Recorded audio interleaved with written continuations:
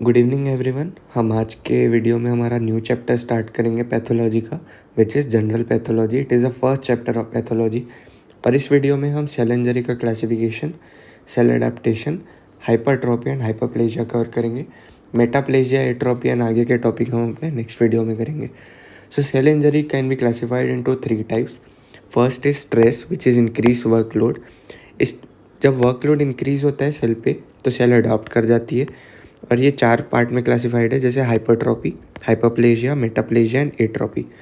Then for the mild non lethal injuries, इसमें injury होता है due to physical damage, chemical damage, thermal damage, free radical damage and ischemic damage. Then finally है हमारी severe lethal injuries and it lead to cell death. इसके example है apoptosis, necrosis. इन दोनों पे अलग से लॉन्ग क्वेश्चन आता है। Then further necroptosis, ferroptosis and pyroptosis. अब हम सेल एडेप्टेशन पढ़ेंगे। Cell adaptation is reversible change in size which is hypertrophy, number which is hyperplasia, metabolic activity and phenotype. Phenotype is metaplasia. अब हम hypertrophy and hyperplasia करेंगे। इसको easily learn करने का यही तरीका है कि इसका डिफरेंस नोट कर लो, तो बहुत इजी पड़ती है। Hypertrophy increase in cell size, whereas hyperplasia increase in cell number.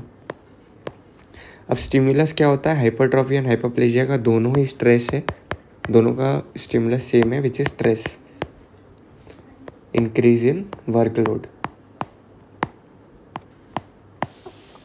Mechanism क्या है? हाइपरट्रोफी का मैकेनिज्म है increase in the synthesis of structural proteins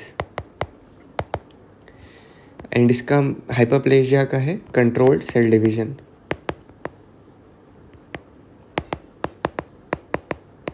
इसका एग्जांपल है माइटोसिस।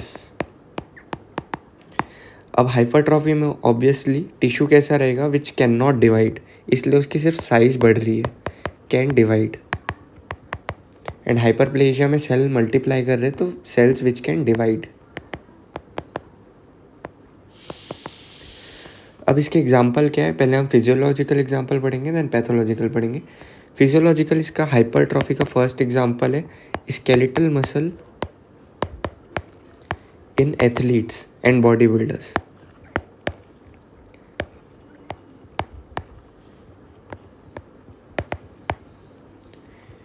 एंड हाइपरप्लेजिया का फर्स्ट जो फिजियोलॉजिकल एग्जांपल है वो uterus in pregnancy.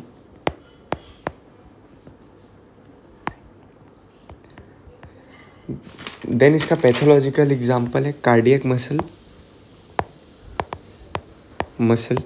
In hypertension.